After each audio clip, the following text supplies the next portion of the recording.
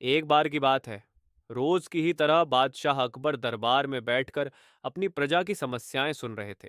सभी लोग अपनी अपनी समस्याएं लेकर बादशाह के सामने हाजिर हो रहे थे और तभी राघव व केशव नाम के दो पडीडी ढौसी अपनी समस्या लेकर दरबार में आए।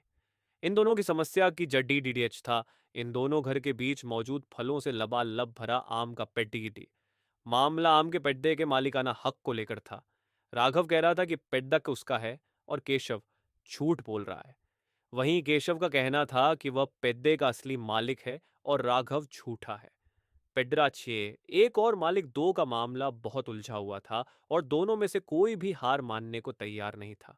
दोनों पक्षों की बातें सुनकर और सोच विचार करने के बाद बादशाह अकबर ने यह मामला अपने नवरत्नों में से एक बीरबल को सौंप दिया।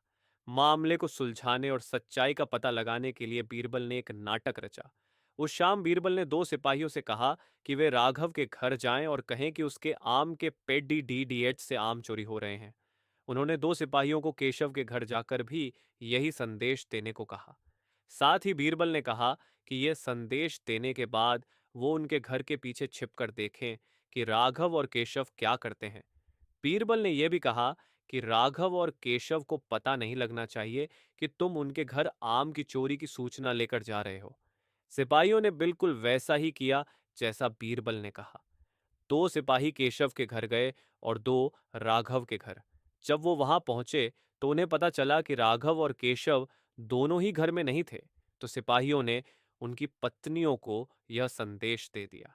जब केशव घर पहुंचा तो उसकी पत्नी ने उसे आम की चोरी की सूचना दी।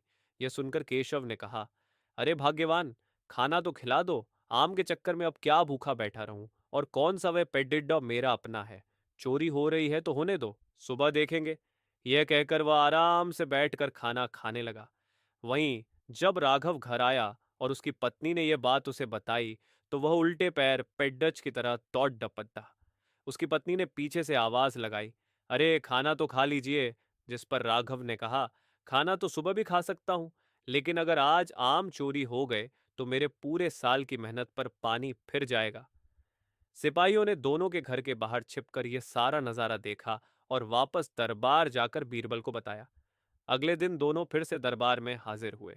उन दोनों के सामने बीरबल ने बादशाह अकबर से कहा, जहां पनाह, सारी समस्या की जड्डा वो पेद्दा है। क्यों ना हम वो पेद्दा ही कटवा दें। न रहेगा बांस, न बजेगी बांसुरी। बादशाह अकबर ने इस बारे में राघव और केशव से पूछा, इस बारे में आप दोनों का क्या ख्याल है। इस पर केशव ने कहा, हुजूर, आपकी हुकूमत है। आप जैसा कहेंगे मैं उसे चुपचाप स्वीकार कर लूंगा। वहीं राघव ने कहा, मालिक, मैंने 7 वर्ष तक उस पेड्डिज को सींचा है। आप चाहें तो उसे केशव को दे दीजिए, लेकिन कृपा करके उसे कटवाएं ना। मैं आपके आगे हाथ जोड़ देता हूं। उन दोनों की बात सुनकर बादशाह अकबर ने बीरबल की तरह देखा और कहा, अब आपका क्या कहना है बीरबल। इसके बाद बीरबल ने बादशाह को बीती रात का किस्सा सुनाया और मुस्कुराते हुए कहा, हुजूर, पेड्डा एक और मालिक दो, ऐसा कैसे हो सकता है। कल रात हुई घटना